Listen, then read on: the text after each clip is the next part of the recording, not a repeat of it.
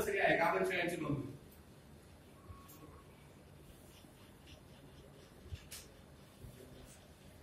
त्याच्यानंतर येतो ज्या काही शेळ्यांनी पिल्ले दिलेली आहेत अशा दिलेल्या शेळ्यांची नोंद होईल.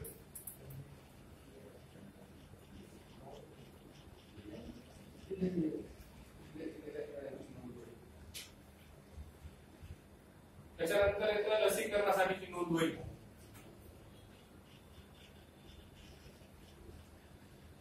त्याच्यानंतर खरेदी विक्रीसाठीची नोंद होईल. खात्यासाठीची नोंद होईल आणि इतर खर्चासाठीची नोंद होईल.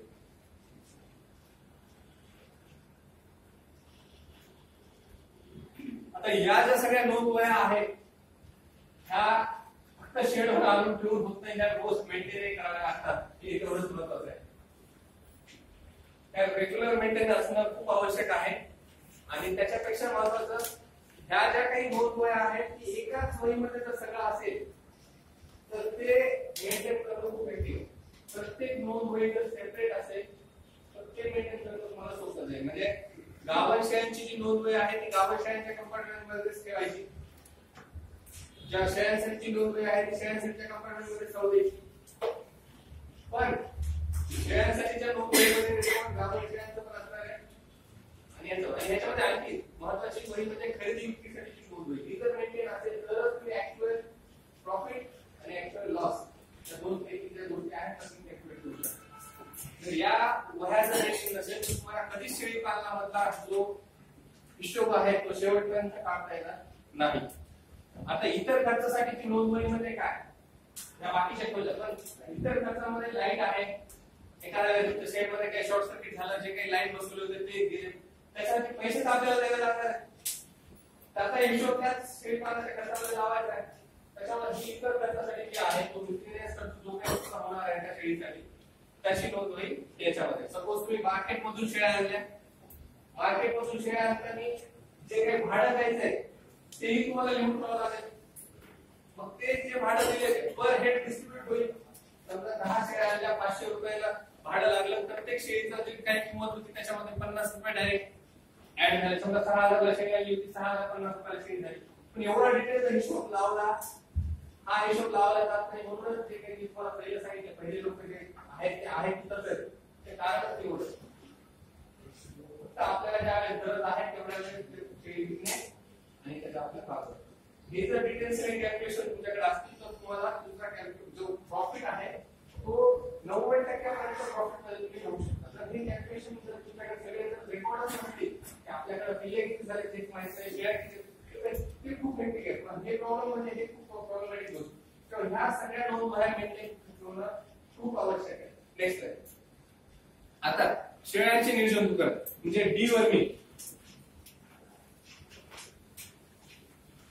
आपण डिवर्मिंग शेळ्यांची महत्वाची ह्याच्यासाठी आहे कारण की मी जो प्रकार पहिल्यांदा सांगितला की शेळ्यांचं ज्यावेळेस तुम्ही शेळ्या बंदिस्त करता त्यावेळेस तुमच्या शेळ्यांचं वजन वाढत नाही. जे काही बोकडा आहे त्यांचं वजन वाढत नाही. खायला जेवढा खायचा खर्च काय तेवढा करतोय पण वजन वाढत नाही. हे कशामुळे होत आहे, डिवर्मिंग. मॅक्झिमम जर तुम्ही शेडमध्ये ज्या ज्या लोकांनी बारकाईने व्हिजिट केली आहे त्या शेडमध्ये जर पाहिलं तर शेळीच्या अंगावरचे जे केस आहेत ते कुरळे झालेले असतात आणि बाहेर फिरणारी जी शेळी आहे तिच्या अंगावरचा केस जे असतात ते एकदम प्लेन असतात. एक कोट असतो, शायनी कोट असतो. पण ते शेडमधल्या शेळ्यांकडे जर पाहिलं तर त्या अंगावरचे केस कुरळे झाले. ज्या वेळेस अंगावरचे केस कुरळे झालेले असतात त्याचा अर्थ त्या शेळ्यांना जंत झालेले आहेत. म्हणजे जे काही फिडिंग तुम्ही त्यांना देत आहे त्याच्यातलं फक्त 10% त्यांच्या शरीराला त्यांना जिवंत राहायला यूज होत आहे. 90% जे आहे फिडिंग तुमचं हे जंत करतात, फक्त जंत वाढतात. डिवर्मिंग जर शेळ्यांना झालेली नसेल खूप दिवसापासून आणि जर तुम्ही त्यांना डिवर्मिंग औषध दिलं तर त्यांच्या शरीरातून अक्षरशः आळ्या बाहेर पडतात. हेच तुम्ही पाहिले, युट्यूबवर व्हिडिओ अवेलेबल आहे, पाहून घ्या. प्रॅक्टिकल आहे. म्हणजे डिवर्मिंग एवढे इफेक्टिव्ह आहे. म्हणजे जे काही जंत मायक्रॉन्स मध्ये होते ते आळ्यांमध्ये कन्वर्ट व्हायला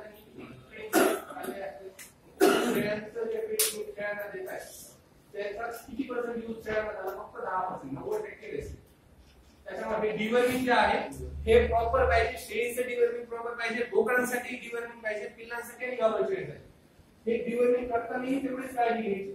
शेळीला डिवर्मिंगचं औषध जास्त दिलं तिच्या लिव्हरवर इफेक्ट होतो. बोकडांना डिवर्मिंगचं औषध कमी पडलं त्यांना त्याचा काही फायदा होत नाही. त्याच्यामुळे हे डिवर्मिंग जे आहे ते वजनावर असतं. त्याचा पुढे एक स्लाइड आहे त्याच्यामध्ये कळेल. पण डिवर्मिंग जो आहे चार प्रकारमध्ये तुमचं डिवर्मिंग तुमचं नियोजन करायचं. नेक्स्ट